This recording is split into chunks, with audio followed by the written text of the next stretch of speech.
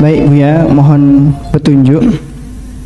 Apabila seorang pasangan memiliki seorang pasangan yang kemudian dia berzina, kemudian saya bertahan dengan pasangan tersebut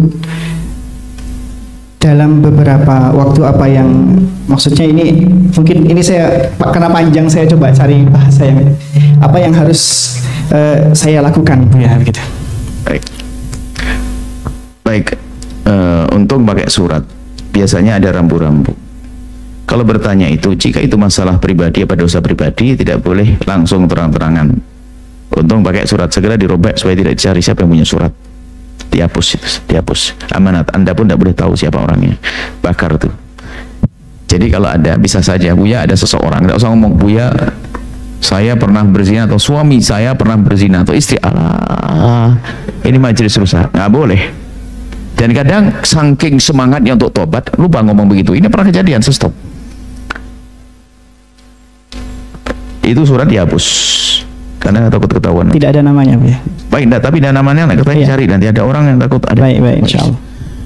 Baik, ketahuilah bahwasanya kalau ada orang punya pasangan berzina, bisa jadi dia adalah memang kepleset.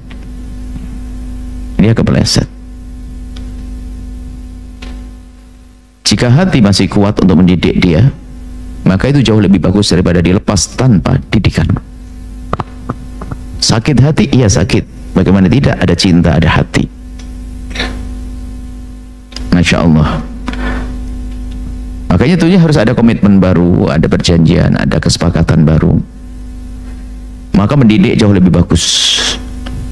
Tentunya di saat memang ada tanda-tanda penyesalan dan seterusnya. Kalau seandainya pasangannya tidak ada tanda-tanda penyesalan, ya tidak perlu dilanjutkan. Itu namanya menyiksa diri. Apalagi dia terang-terang nggak mau, terserah. Apalagi saling malah menyalahkan. Tapi kalau ada penyesalan, dia ketahuilah bahwasanya sambutlah kerinduannya untuk tobat. Makanya bantu dia untuk bertobat. Diterima lagi jika dia mampu.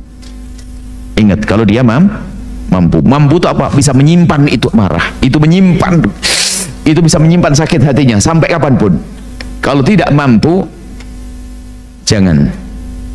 Lebih baik dicerai tanpa harus bercerita apapun, nggak usah disebutkan sebabnya. Ada dua pilihan. Tentu yang utama prioritas adalah dia ditolong, apapun itu, dia adalah istri atau dia suaminya, bapak anaknya, ibu anak-anaknya, mungkin kepleset dia. Itu jauh lebih bagus. Karena apa?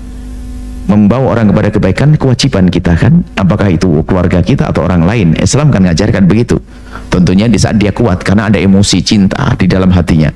Kalau ternyata sang suami tersebut tidak mampu atau istri nggak kuat, khawatir keluar dalam marahnya emosinya, maka berpisah dengan cara pisah begitu saja, yang baik-baik, tanpa ada permusuhan, tanpa ada caci maki, tanpa ada menyebut kejelekannya. Gak usah cerita pada anak, tahu enggak kamu kenapa ibumu saya tinggal? Karena ibumu begini. Wah, ini kurang ajar, bapaknya ngerusak anaknya. Dia tidak sadar bapaknya ngerusak anaknya. Termasuk ini adalah nasihat untuk orang-orang berpisah. Orang berpisah, ingat, wahai istri yang ditinggal oleh suami, ini ada pendidikan baru lagi. Ajari anakmu untuk bisa menghormati ayahnya. Kalau engkau telah mengajari dia bermusuhan dengan ayahnya, berarti engkau telah mendidik anak yang durhaka pada ayahnya. Mungkin wanita berkata, tapi ayahnya Masya Allah kurang ajar ini nih. Biarpun seperti itu, tapi tetap harus kita tanamkan bahwasanya ada penghargaan. Sama sebaliknya, broken home itu karena terjadinya perceraian yang tidak syar'i, tidak sesuai dengan petunjuk syariat, bermusuhan, broken home. Sementara dalam Islam itu berpisah, tasrih bi ihsan, imsak bil ma'ruf, tasrih bi ihsan. Kalau pisah baik-baik, tetap saling menghargai. Kalau ada aib tidak usah dibongkar. Kenapa? Itu kan juga ibu anakku, kenapa harus aku bongkar? Aku bermasalah dengan dia, tapi dia ibu anak-anakku, aku jaga anakku. Nggak akan dibongkar. Perpisahan yang baik. Jadi sadar, bahwa untuk pada sadar, komitmen baru, mungkin dia tobat, tapi harus diberi pemahaman dong, semakin tampak dekat kepada Allah. Kalau tidak mampu, cukup cerai saja. Karena begini, seorang istri kalau sudah menemukan suaminya fasik, dia ngajukan cerai tidak dosa. seorang suami yang menemukan istri yang berzina, kalaupun cerai tidak dosa. Kenapa? Ini pelanggaran besar. Artinya cerai diam-diam saja, selesai. Cuman ketahuilah itu kan pasangannya. Bahkan mungkin dulu ada cinta, ada kesepakatan yang baik, maka tetap diutamakan adalah dididik sampai maksimal.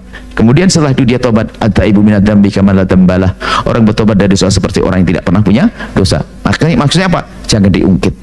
Karena mengungkit kita itu seolah-olah menganggap dia sama seperti dulu. Itu matahkan semangat untuk tobat. Nggak boleh ngungkit.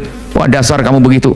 Tiap hari diungkit terus. Kalau Anda setiap hari mengungkit, berarti Anda nggak mampu. Cerai saja, biar dia mendapatkan laki-laki yang bisa memuliakannya. Jangan diungkit.